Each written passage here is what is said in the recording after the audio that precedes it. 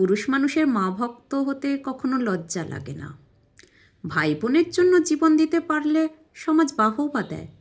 বাবার কথা শুনে চললে তাকে ভদ্র ছেলে বলে। কিন্তু এই একই পুরুষ যখন নিজের স্ত্রীর কথা শুনে, তখনই সে হয়ে যায় স্ত্রৈণ। এই শব্দটা যেন গালির মতো ব্যবহার করা হয়। অদ্ভুত না? মা ভক্ত, সহোদর ভক্ত, এই শব্দগুলো সমাজে নেই, কারণ এগুলোকে স্বাভাবিক ভালো গুণ হিসেবেই ধরা হয়।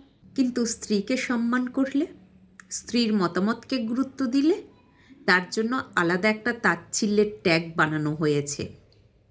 এই সমাজ কি কখনো ভেবে দেখেছে স্ত্রীও তো কারো মেয়ে, কারো আদরের সন্তান? আমি কাজ করি শিশু ওয়ার্ডে। এখানে একটা নিয়ম আছে, রুগীর সঙ্গে পুরুষ লোক থাকা অ্যালাউ করা হয় না, কারণ অনেক মা ব্রেস্ট ফিডিং করান, তাদের যেন অস্বস্তি না হয়। এই ওয়ার্ডেই প্রতিদিন দেখি সমাজের আসল চরিত্র। রুগীর সঙ্গে কখনো ঠাকুমা থাকে, কখনো দিদা থাকে। একটু খেয়াল করলে পার্থক্য বোঝা যায়। যে বয়স্ক মহিলা দাপট দেখান, জোর গলায় কথা বলেন, সব সিদ্ধান্ত নিজেই নেন, আমরা দেখেই বুঝে যাই উনি ঠাকুমা।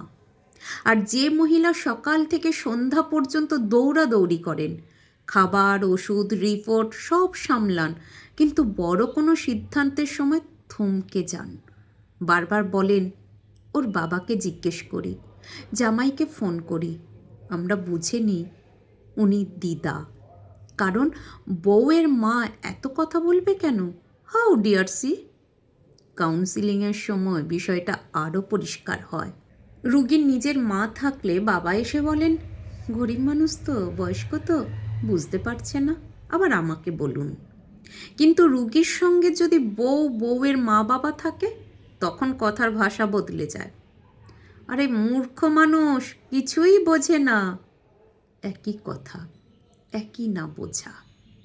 শুধু সম্পর্ক বদলালেই দৃষ্টিভঙ্গি বদলে যায়। মা বাবা ভাই বোনকে ভালোবাসা কোনো দোষ নয়, বরং এটা মানুষের সবচেয়ে বড় গুণ। যে নিজের মা বাবাকে ভালোবাসে না, সে এই পৃথিবীতে কাউকে সত্যিকারের ভালোবাসতে পারে না। কিন্তু প্রশ্ন হলো, এই ভালোবাসার মানে কি নিজের স্ত্রীকে ছোট করা? পরের বাড়ির মেয়ে দেখে নিজের বউকে তুচ্ছ তাচ্ছিল্য করার অধিকার কে দিল? স্ত্রী কি আলাদা কোনো গ্রহ থেকে আসা প্রাণী? সে কি অনুভূতিহীন? বাঙালি সমাজে একটা ভয়ঙ্কর ধারণা গেঁথে গেছে, বউয়ের কথা শুনলে মানুষ ভেড়া হয়। কি অদ্ভুত যুক্তি! স্ত্রী কি শত্রু? স্ত্রী কি প্রতিপক্ষ? যে নারী ঘর সামলায়, সন্তান জন্ম দেয়, স্বামীর ভালো মন্দে পাশে থাকে, তার কথা শুনলে যদি পুরুষের সম্মান নষ্ট হয়, তাহলে সেই সম্মান আসলে কতটা ফাঁপা? আসল পুরুষত্ব কি? কারো কথা না শোনা, নাকি সঠিক কথা শুনে সঠিক সিদ্ধান্ত নেওয়া? স্ত্রীকে সম্মান করা মানে স্ত্রীর দাস হওয়া নয়। স্ত্রীর মতামত শোনা মানে নিজের পরিবারকে গুরুত্ব দেওয়া। একজন পুরুষ যদি নিজের স্ত্রীর পাশে দাঁড়াতে না পারে, তাহলে সে কিসের পুরুষ? সমাজ বদলাবে না যদি আমরা এখনও স্ত্রৈণ শব্দটাকে গালি হিসেবে ব্যবহার করি। সম্মান মানে ভারসাম্য, ভালোবাসা মানে পক্ষপাত নয়, আর পুরুষত্ব মানে দাপট নয়, দায়িত্ব। দায়িত্ব ছাড়া পুরুষ আর ধৈর্য ছাড়া নারী। বাস্তব জীবনে দুজনেই অসম্পূর্ণ। এই কথাটার ভেতরে কোনো পক্ষপাত নেই, কোনো আধিপত্য নেই, আছে জীবনের নির্মম বাস্তবতা আর অভিজ্ঞতা নির্যাস। সমাজ যত আধুনিক হোক, সম্পর্ক যত বদলাক, মানুষের মৌলিক গুণগুলো আজও একই রয়ে গেছে। কারণ জীবন শুধু ভালোবাসা, স্বপ্ন আর আবেগে চলে না, চলে দায়িত্ব আর ধৈর্যের ভারসাম্যে। মানুষের জীবনে দায়িত্ব মানে শুধু উপার্জন নয়, দায়িত্ব মানে সিদ্ধান্ত নেওয়ার সাহস, ভুল হলে স্বীকার করার ক্ষমতা, পরিবারকে আগলে রাখার মানসিকতা। একজন পুরুষ যখন দায়িত্বশীল হয়, তখন সে শুধু নিজের জন্য বাঁচে না, সে হয়ে ওঠে আশ্রয়।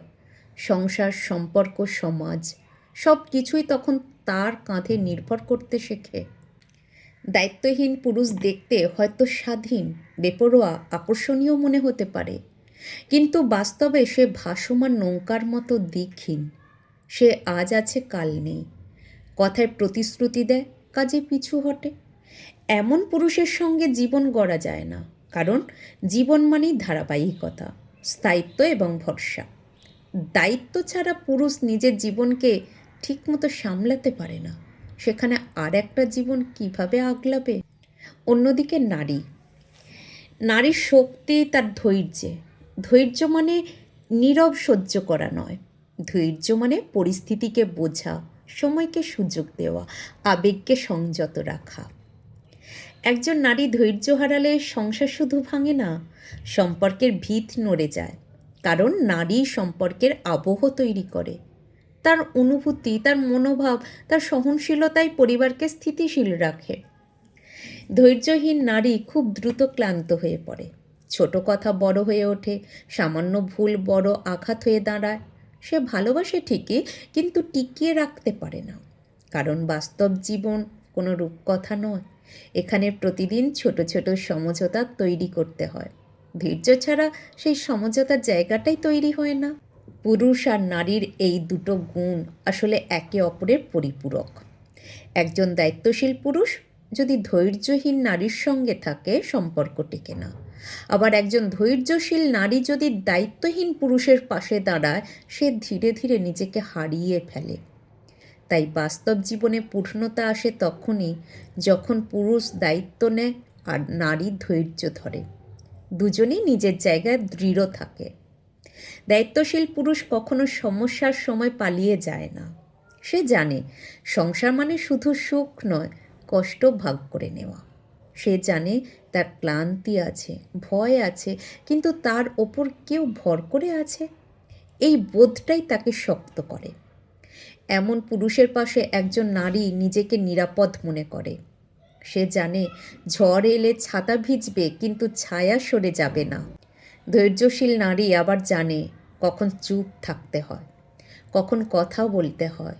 সে জানে সব যুদ্ধ জিতে নেওয়া যায় না, কিছু যুদ্ধ এড়িয়ে যাওয়াই বুদ্ধিমানের। সে বোঝে পুরুষের রাগ, ব্যর্থতা, নীরবতার পিছনে দুর্বলতা লুকিয়ে থাকে।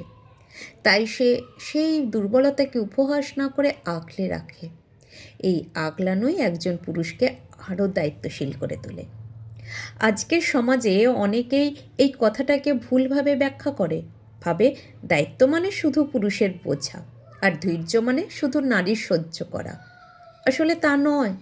দায়িত্ব আর ধৈর্য দুটোই মানুষকে মানুষ করে তোলে, কিন্তু প্রকৃতিগতভাবে সামাজিক বাস্তবতায় এই দুটো গুণ আলাদা আলাদাভাবে পুরুষ আর নারীর জীবনে বেশি প্রভাব ফেলে। দায়িত্বহীন পুরুষ সংসারে অস্থিরতা আনে, সিদ্ধান্তহীনতা, প্রতিশ্রুতিভঙ্গ, ভবিষ্যৎ নিয়ে অনিশ্চয়তা, এসব তার ছায়া। আর ধৈর্যহীন নারী সংসারে অশান্তি আনে, অভিযোগ, সন্দেহ, দ্রুত ভেঙে পড়া মন নিয়ে। এই দুইয়ের কোনো একটাও থাকলে জীবন অসম্পূর্ণ হয়ে পড়ে। যখন একজন পুরুষ দায়িত্ব নেয়, তখন সে নিজেই পরিণত হয়, আর যখন একজন নারী ধৈর্য ধরে, তখন সে সম্পর্ককে পরিণত করে।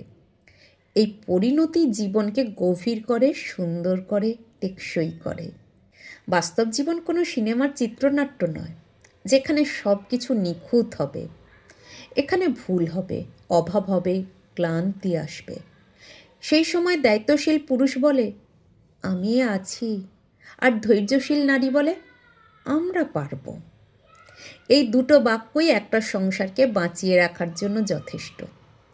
শেষ পর্যন্ত তাই বলা যায়, দায়িত্ব ছাড়া পুরুষ যেমন দিকহীন, ধৈর্য ছাড়া নারী তেমন অস্থির।